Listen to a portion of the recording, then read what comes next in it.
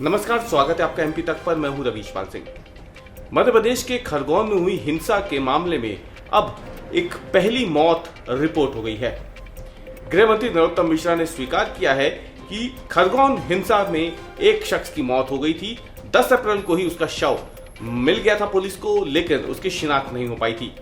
अब कहीं जाकर के मृतक की शिनाख्त होने के बाद शव परिजनों को सौंप दिया गया है। मरने वाले का नाम इब्रिस उर्फ सद्दाम बताया गया है। गृह मंत्री नरोत्तम मिश्रा के मुताबिक सद्दाम का शव पुलिस को 10 अप्रैल को ही मिल गया था, लेकिन क्योंकि शव की शिनाख्त नहीं हो सकी थी, उसकी शिनाख्ती के लिए जो प्रक्रिया होती है उसे शव को देर तक रखा रहना होता है, और ये सुविधा क्योंकि उपलब्ध नहीं थी खरगोन में, तो शव को इंदौर भेज दिया गया था। 11 अप्रैल को शव का पोस्टमार्टम होता है, जिससे पुष्टि होती है कि उसकी हत्या हुई है, क्योंकि उसके सर पर गहरी चोट के निशान थे। पुलिस के सामने चुनौती थी कि शव की शिनाख्त कैसे हो, क्योंकि उसके पास ऐसा कोई कागज, ऐसे कोई पर्ची या ऐसा कुछ था नहीं जिससे ये पता लग सके कि मृतक का नाम क्या है, वो कौन है। 14 अप्रैल को खरगोन में एक लापता की एफआईआर दर्ज कराई जाती है। एक शख्स का नाम इब्रिस था। उसके परिजन बताते हैं कि 10 अप्रैल को वो घर से निकला था, लेकिन उसके बाद से वापस नहीं आया।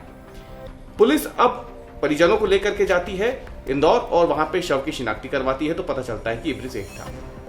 एक बार सुनिए नरोत्तम मिश्रा को क्या कुछ कहना है उनका खरगोन मामले में हुई पहली मौत के बारे में। आपकी जानकारी में मैं डालना चाहता हूं कि 10 तारीख को ये डेड बॉडी मिली थी। 11 तारीख को इसका पीएम हो गया था।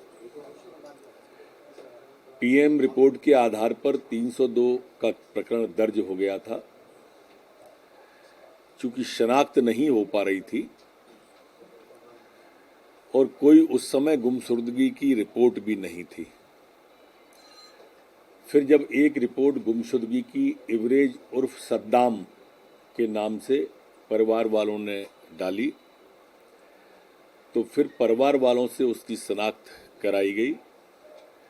परिवार वालों ने शनाख्त जब कर दी तो बॉडी उनको सौंप दी है। कफन दफन का जो होता है क्रियाकर्म वो हो गया है।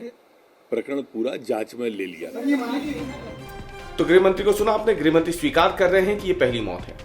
इसी बीच आपको ये भी बता दें कि इसी घटना में, इसी हिंसा में जो शिवम है वो भी घायल हुआ था, 16 साल का। फिलहाल शिवम की स्थिति में पहले से काफी ज्यादा सुधार है। भारतीय जनता पार्टी के वरिष्ठ नेता कैलाश विजयवर्गीय ने शिवम से इंदौर में मुलाकात भी की। वो रिस्पांस दे रहा है पहले के मुकाबले।